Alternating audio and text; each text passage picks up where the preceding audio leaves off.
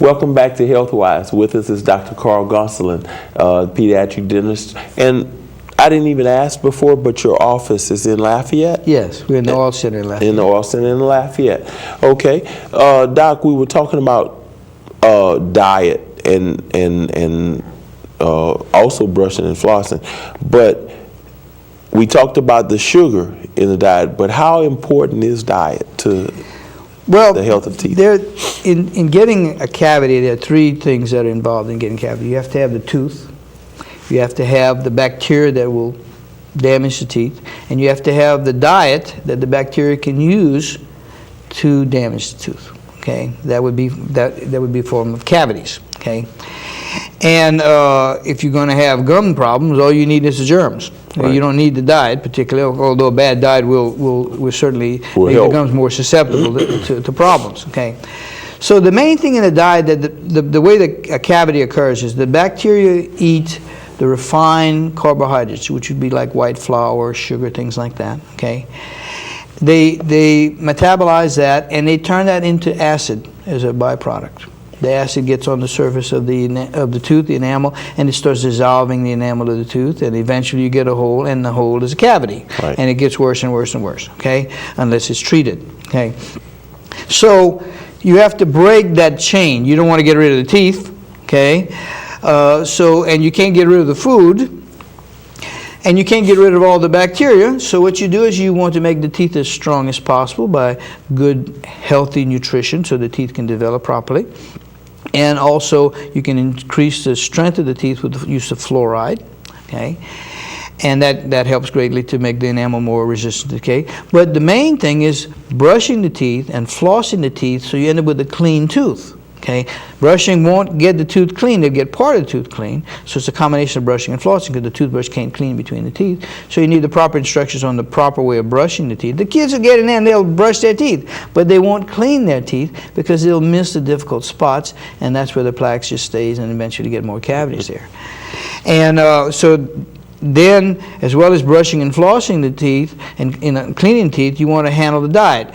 And the main thing in the diet would be the refined carbohydrates and sugars, okay? So you want to lower these things so they're not getting them as frequent as they would get. You don't want to get these in between meal times if you can avoid it. Mm-hmm. Okay, now when a birthday party comes, have a good time. The next day you get back on the routine, okay, all right? And so you want to avoid these snacks in between meals that make it easier for them to get cavities. There are plenty of things that they can eat between meals that don't cause cavities as easily because the kids are hungry and they're much more nutritious. Mm-hmm. And so they need to have food in between meals in a lot of cases. And so there are plenty of things they can eat that don't cause cavities easily.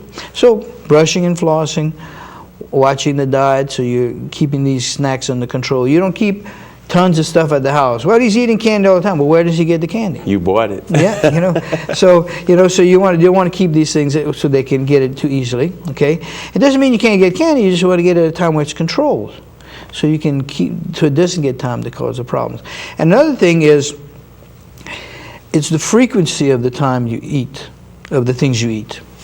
You can take, for example, 10 candy bars and eat 10 candy bars at one time. Well, the bacteria would use that stuff, the sugar and the stuff and that, and it'd cause acid and it would cause some damage to the tooth. But if you take those same 10 candy bars and ate one an hour, you'd get 10 times the amount of problems because the bacteria would produce acid each time you ate it, see?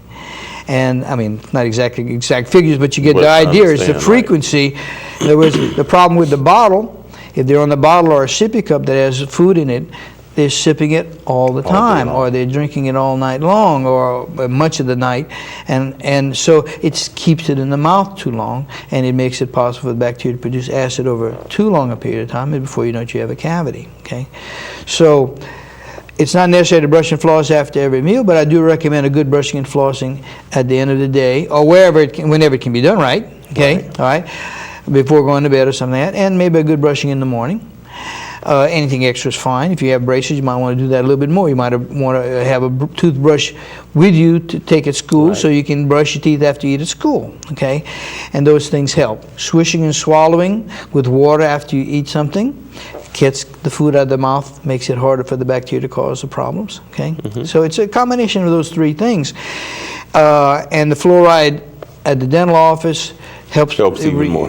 Right, helps make these teeth strong. But if you're not brushing and flossing, the fluoride is not going to make that great a difference in many cases. Some people it will, some people won't. It's kind of a guesswork thing about who's going to be lucky and who's going to be unlucky. Sure. Okay. Sure. Okay, Doc. Well, this was really informative. We didn't get to talk about Dental Health Care Month, but I mean, everyone knows that's the time of year y'all really push for dental health. And thank you for coming to Healthwise, and audience, thank you for joining us, and hope to see you next week on Healthwise. Healthwise is brought to you in part by Opelousas General Health System.